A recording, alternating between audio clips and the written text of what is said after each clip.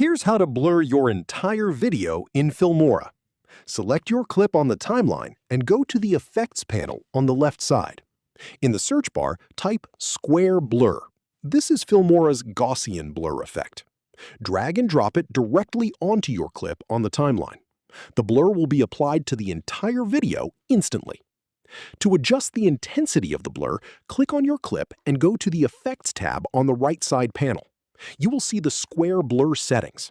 Drag the slider to increase or decrease the blur strength until it looks exactly how you want. Play back your timeline to preview the result. If you want to remove the blur at any point, select your clip, go to the Effects panel on the right, and delete the Square Blur effect. This method blurs the entire video frame. If you only want to blur a specific area, use a mask on a duplicated clip as a more targeted approach. If this helped you out, hit that subscribe button for more straight-to-the-point tutorials on step-by-click.